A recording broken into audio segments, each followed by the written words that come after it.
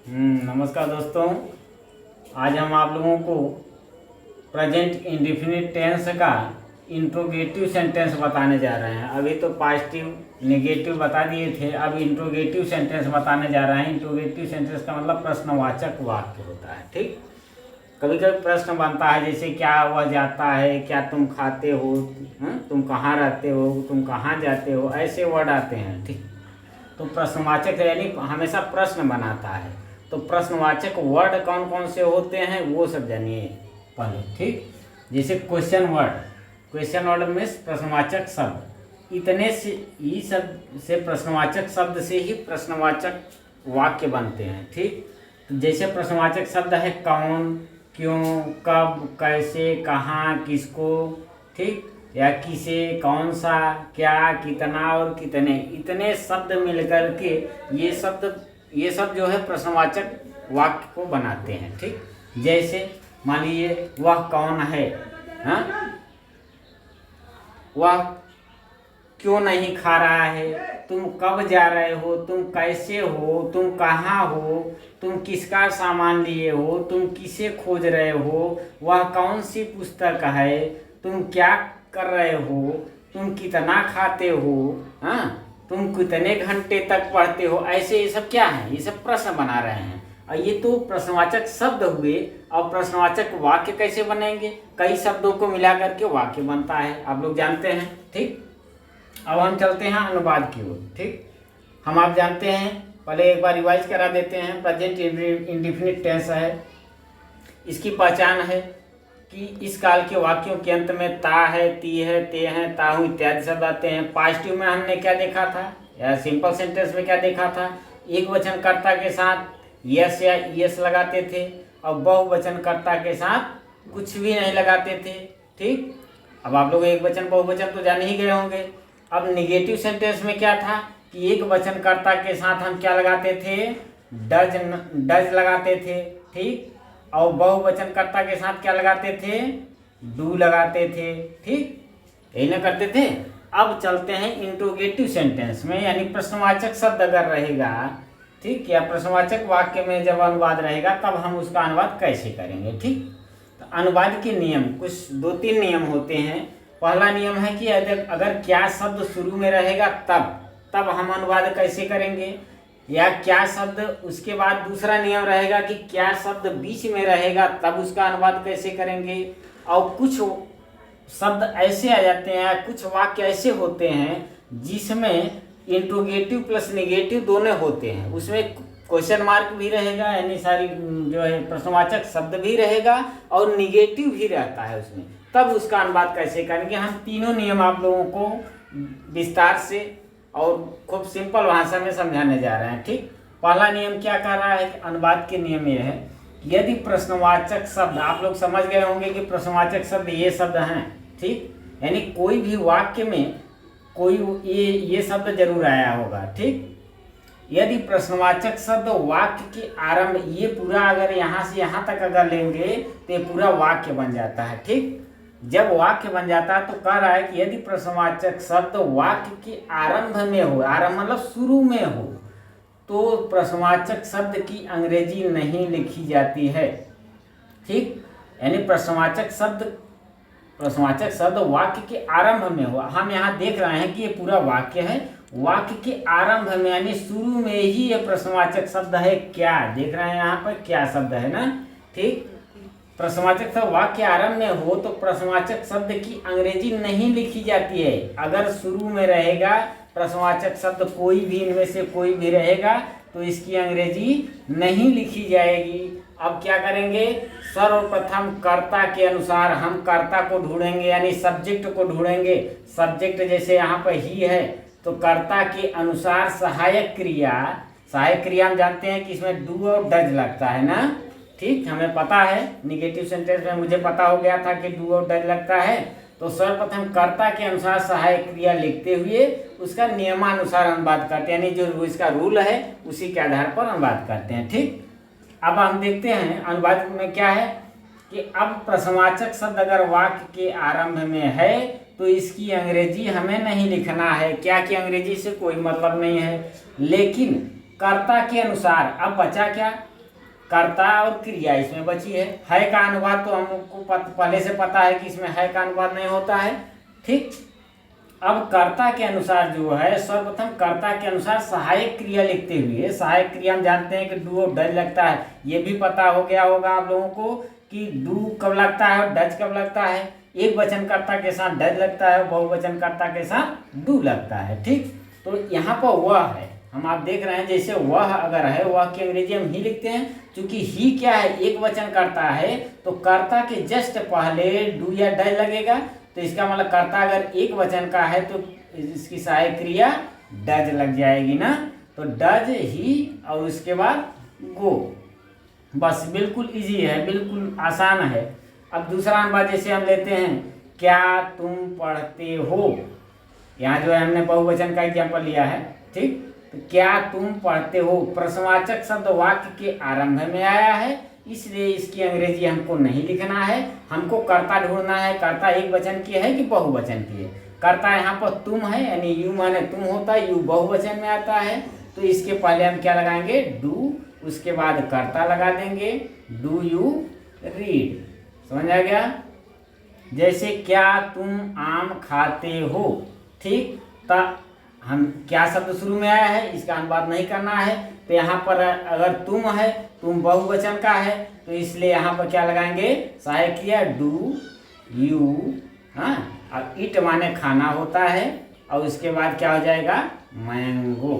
ठीक, अगर इसे फार्मूले के बेस पे देखा जाए कि सबसे पहले क्या होगा, तो कर्ता के अनुसार हम पहले डू या तो फिर डज लगाएंगे, DOES। ठीक, डू या डज लगाएंगे, उसके बाद क्या क्या लिखेंगे, कर्ता लिखेंगे, उसके बाद किसका अनुवाद करेंगे, क्रिया का, उसके बाद किसका करेंगे, कर्म का, उसके बाद जो भी बचा रहेगा यानी शेष का अनुवाद होगा। यही इसका फार्मूला है। ठीक, अब हम चलते हैं नियम नंबर 2 की ओर। ये तो पहला रूल था, प्रश्नवाचक शब्द अगर क्या शब्द यानी कोई भी वर्ड हो या प्रश्नवाचक शब्द, अगर प्रश्नवाचक शब्द वाक्य के शुरू में रहेगा तब ये अनुवाद इस ढंग से करेंगे। और दूसरा नियम रहेगा, प्रश्नवाचक शब्द अगर वाक्य के बीच में आए, जैसे वह क्यों जाता है, तुम क्यों कहाँ पढ़ते हो, तुम आम कब खाते हो, अगर ये शब्द अगर बीच में आएगा तब उसका जो है अनुवाद कैसे होगा। चलिए हम क्वेश्चन अनुवाद का नियम नंबर 2। हाँ, तो दोस्तों दूसरा नियम क्या कह रहा है, दूसरा नियम ये कह रहा है कि यदि प्रश्नवाचक शब्द वाक्य के बीच में आए तो सर्वप्रथम प्रश्नवाचक शब्द की अंग्रेजी लिखते हुए नियमानुसार अनुवाद करते हैं। पहले रूल में क्या था कि अगर प्रश्नवाचक शब्द वाक्य के बीच में आता था तो उसकी अंग्रेजी नहीं लिखते थे। ठीक, और कर्ता के पहले जो है डू या डज लगा करके नियमानुसार बात करते हैं। लेकिन दूसरा जो है रूल कह रहा है, यदि प्रश्नवाचक शब्द वाक्य के मान लीजिए शुरू में ना आ करके या आरंभ में ना आ करके अगर बीच में आ रहा है, तब उसका रूल कैसे करेंगे, तो बीच में अगर आता है तो सर्वप्रथम प्रश्नवाचक शब्द की अंग्रेजी लिखेंगे। ठीक, क्वेश्चन वर्ड की अंग्रेजी लिखेंगे, लिखते हुए फिर नियमानुसार यानी जो रूल कह रहा है इसका वही अनुवाद करेंगे। ठीक, जैसे वह कब जाता है, यहाँ हम देख रहे हैं कि कब शब्द जो है प्रश्नवाचक वर्ड है, यहाँ कहाँ जो है शब्द प्रश्नवाचक वर्ड है, और यहाँ पर क्यों शब्द जो है प्रश्नवाचक वर्ड है। ठीक, तो ये प्रश्नवाचक शब्द कहाँ, वाक्य के पूरे बीच में आया है। पहले रूल में क्या था कि शुरू में ही क्या शब्द था। ठीक, अगर बीच में आता है तो इसका जो है अनुवाद करने का रूल क्या है कि सर्वप्रथम इसकी अंग्रेजी सबसे पहले लिख लेंगे। ठीक, इसकी अंग्रेजी सबसे पहले लिखते हुए उसके बाद अनुवाद करेंगे। ठीक, जैसे अगर फार्मूले के बेस पर अगर आपको समझना है तो सबसे पहले तब क्या करेंगे, क्वेश्चन वर्ड जो है उसकी अंग्रेजी सबसे पहले लिखेंगे। क्वेश्चन वर्ड का मतलब प्रश्नवाचक शब्द, यहाँ पर हम हिंदी में लिख के आपको समझा सकते हैं। ठीक, प्रश्नवाचक शब्द हो जाएगा, प्रश्नवाचक शब्द की अंग्रेजी लिखेंगे। उसके बाद हेल्पिंग वर्ब, मतलब ये सहायक क्रिया इसे कहते हैं हम लोग। ठीक, हेल्पिंग वर्ब मतलब उसके बाद सहायक क्रिया लिखेंगे, उसके बाद सब्जेक्ट मीन्स कर्ता लिखेंगे, उसके बाद वर्ब मीन्स क्रिया का अनुवाद करेंगे, उसके बाद अगर कर्म है तो कर्म का अनुवाद करेंगे, उसके बाद अदर मीन्स शेष जो बचा है उसका अनुवाद करेंगे। ठीक, तो अब देख रहे हैं कि प्रश्नवाचक शब्द अगर वाक्य के बीच में आ रहा है तो उसकी अंग्रेजी सबसे पहले लिखेंगे। तो सबसे पहले यहाँ पर क्या है, किसका अनुवाद करना है, कब, कब का आप लोग ये जो है क्वेश्चन वर्ड अगर आप लोग याद करे रहेंगे तो हर टेंस में आपको या हमेशा जो है आप लोगों को जो है काम देगा। ठीक, अब कब की स्पेलिंग क्या होती है, देखिए यहाँ पर व्हेन मीन्स कब या जब होता है ना, तो पहले क्या लिखेंगे, क्वेश्चन वर्ड के अंग्रेजी सबसे पहले लिखेंगे व्हेन। ठीक, उसके बाद क्या है, हेल्पिंग वर्ब लिखना है। अब यहाँ पहले हेल्पिंग वर्ब लिखने से पहले हमको सब्जेक्ट ढूंढना होता है। नहीं, सब्जेक्ट में कर्ता क्या है, कर्ता एक वचन का है कि बहुवचन का है। ठीक, तो कर्ता यहाँ पर वह है, वह मतलब ही मीन्स एक वचन है, तो यहाँ पर क्या लगाएंगे, डज, व्हेन डज। अब इसके बाद कर्ता लिखेंगे, कर्ता के बाद क्रिया कर्म से जो भी है। ठीक, तो व्हेन डज ही। अब यहाँ पर क्रिया क्या है, जाना, गो मीन्स जाना, बस। ठीक, यहाँ पर एक चीज ध्यान देंगे कि प्रश्नवाचक वाक्य होने के नाते यहाँ प्रश्नवाचक चिन्ह लिखना आप लोग ना भूलिएगा, यहाँ पर भी प्रश्नवाचक जो है चिन्ह लगा देना है। ठीक, आगे चलते हैं, दूसरा कोई रूल आपको दूसरा जो है एग्जाम्पल बताते हैं। जैसे तुम कहाँ पढ़ते हो, ये प्रश्न बना रहा है, तो कहाँ की स्पेलिंग सबसे पहले हमको लिखना है, वेयर मीन्स कहाँ होता है, WHERE, वेयर। अब यहाँ देखेंगे कि पहले कर्ता को ढूंढेंगे, कर्ता क्या है, बहुवचन की कर्ता है क्योंकि यू है, तो यू के पहले क्या लगाएंगे हम, सहायक क्रिया डू, उसके बाद यू। अब रीड मीन्स पढ़ना, READ। ठीक, क्वेश्चन मार्क। उसी तरह से जैसे महेंद्र बाजार क्यों जाता है, तो क्वेश्चन वर्ड यहाँ पे है, तो क्वेश्चन वर्ड की अंग्रेजी क्यों है, क्यों की अंग्रेजी क्या होगी आपकी, वाई मीन्स क्यों होता है। अब यहाँ पर देखेंगे महेंद्र कोई नाम है, जो कि चूंकि हम आप लोगों को बता चुके हैं कि एक वचन कर्ता में ही, सी, इट और प्लस नेम आते हैं ना, तो कोई भी नाम अगर है, ठीक, कोई भी नाउन है तो नाम है, तो क्या करेंगे, यह एक वचन में आता है, तो इसके पहले क्या लगा देंगे, डज, वाई डज, उसके बाद कर्ता मोहन। ठीक, मोहन गो और टू मार्केट। ठीक, समझ आ गया।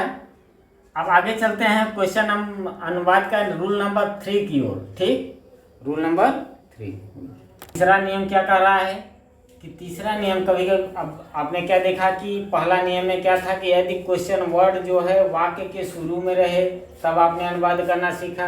दूसरे में क्या था कि क्वेश्चन वर्ड अगर वाक्य के बीच में रहे तब कैसे अनुवाद होगा। अब तीसरे में क्या होगा कि कुछ जो है वाक्य ऐसे आते हैं जिसमें इंट्रोगेटिव प्लस निगेटिव दोनों होते हैं। इंट्रोगेटिव मतलब प्रश्नवाचक और नकारात्मक दोनों होते हैं। इंट्रोगेटिव और प्लस निगेटिव, इंट्रोगेटिव और निगेटिव, इसमें दोनों वाक्य दोनों शब्द आते हैं। ठीक, तो दोनों शब्द जब आएंगे तब उसका अनुवाद कैसे करेंगे। ठीक, हमने देखा है कि क्वेश्चन वर्ड अगर वाक्य के शुरू में आए तब अनुवाद कैसे करते हैं, क्वेश्चन वर्ड वाक्य के बीच में आए तब अनुवाद कैसे करते हैं। ठीक, और उसके साथ साथ ये क्वेश्चन वर्ड के साथ साथ देखिए यहाँ पर निगेटिव शब्द भी है, तब हम अनुवाद कैसे करेंगे। देखिए, यदि प्रश्नवाचक शब्द यहाँ होना चाहिए, हमने थोड़ा मिस्टेक किया है। यदि प्रश्नवाचक शब्द वाक्य ठीक तो है, यदि प्रश्नवाचक वाक्य में नहीं शब्द भी हो तो, इंट्रोगेटिव तो है ये है, यदि प्रश्नवाचक वाक्य रहेगा लेकिन उसमें अगर नहीं शब्द भी रहे तो कर्ता के बाद हमें खाली इतना दिमाग में बैठाना है कि सब्जेक्ट के बाद हमें नॉट लगाना है, बस। यानी कर्ता के बाद नॉट लगाना है, बस इतना ध्यान देना है। जब इंट्रोगेटिव प्लस निगेटिव दोनों रहेगा तब। ठीक, हम यहाँ देखेंगे कि तुम क्यों नहीं पढ़ते हो। ठीक, तो अब यहाँ पर पहले तो ये हमें देखना है कि क्यों शब्द यानी क्वेश्चन वर्ड जो है वो वाक्य के शुरू में आया है या तो फिर बीच में आया है ना। तो यहाँ देख रहे हैं हम कि क्वेश्चन वर्ड जो है वाक्य के बीच में आया है, तो वाक्य के बीच में आने का अनुवाद आपने पढ़ लिया कि वाक्य के बीच में अगर आएगा तो सर्वप्रथम जो है इसकी अंग्रेजी सर्वप्रथम लिखेंगे, उसके बाद डू या डज लगाएंगे यानी सहायक क्रिया लगाएंगे, उसके बाद नॉट लगाएंगे। जैसा कि हमने जो है फार्मूला के माध्यम से बताया आपको, प्रश्नवाचक शब्द की अंग्रेजी ऐसे सिम्टम में ऐसे संकेत जब आएंगे आपको कि अगर क्या शब्द अगर या क्यों शब्द यानी वाक्य के अगर बीच में रहेगा तब सबसे पहले प्रश्नवाचक शब्द की अंग्रेजी लिखेंगे, फिर सहायक क्रिया डू या डज जो उपयोग होता है, फिर कर्ता, फिर नाट, यानी कर्ता के जस्ट बाद हमें नाट लगाना है, ये ध्यान देना है, ठीक। उसके बाद क्रिया, तब कर्म, तब प्लस, ठीक। जैसे अब अनुवाद क्या है, तुम क्यों नहीं पढ़ते हो, ठीक। तो सबसे पहले तो क्यों का अनुवाद होगा ना, तो क्यों का अनुवाद के लिए हम क्या करेंगे, सबसे पहले वाई। अब इसके बाद अनुवाद का नाम सीख चुके हैं कि अब कर्ता ढूंढेंगे, तुम है तो इसके साथ सहायक क्रिया क्या लगाएंगे, डू, वाई, डू, यू। अब कर्ता के जस्ट बाद ही देखिए इसमें नहीं शब्द है ना, इंट्रोगेटिव भी है, निगेटिव भी है, ठीक। तो कर्ता के जस्ट बाद हमें क्या लगाना है, अब नॉट, उसके बाद हो जाएगा रीड, ठीक। समझ आ गया। आगे चलते हैं। दूसरा हमने अनुवाद जो है उसमें क्या सीखा था कि यदि क्वेश्चन वर्ड अगर वाक्य के शुरू में आता है तो उसकी अंग्रेजी नहीं लिखते हैं, ठीक। तो उसकी अंग्रेजी जब नहीं लिखते हैं तो कर्ता के पहले जो है सहायक क्रिया लिखते हुए नियमानुसार अनुवाद करते हैं। तो इसके लिए अगर क्वेश्चन वर्ड अगर वाक्य के शुरू में आएगा तो इसकी अंग्रेजी तो नहीं लिखी जाती है। अब इसके बाद कर्ता के पहले डू या डज लगाते हैं हम, ठीक। इतना ध्यान देना है कि कर्ता के जस्ट बाद हमें नॉट लगाना है। तो इसके लिए इसका फार्मूला क्या हो जाएगा कि सबसे पहले जो है सहायक क्रिया यानी कर्ता के अनुसार, कर्ता जो है एक वचन का है तो सहायक क्रिया जो है उसी तरह से डू या डज मतलब डज लगाएंगे, ठीक। तो इसके रूल में सहायक क्रिया सबसे पहले लिखेंगे, उसके बाद कर्ता लिखेंगे, उसके बाद नॉट, उसके बाद क्रिया, फिर कर्म, फिर शेष, ठीक। अब हम देख रहे हैं कि क्या शब्द आरंभ में, वाक्य आरंभ में है, ठीक। तो इसका अनुवाद तो होगा नहीं। अब कर्ता क्या है, वह है, तो इसके पहले वह चूंकि जो है एक वचन का है तो सबसे पहले लिखेंगे डज, तब कर्ता लिखेंगे। अगर नहीं शब्द है तो इसमें क्या लगाएंगे, कर्ता के जस्ट बाद ना, डज, ही, नॉट, उसके बाद गो। अब कहीं जाने के लिए टू का उपयोग होता है, गो टू होम या हाउस, ठीक। समझ आ गया।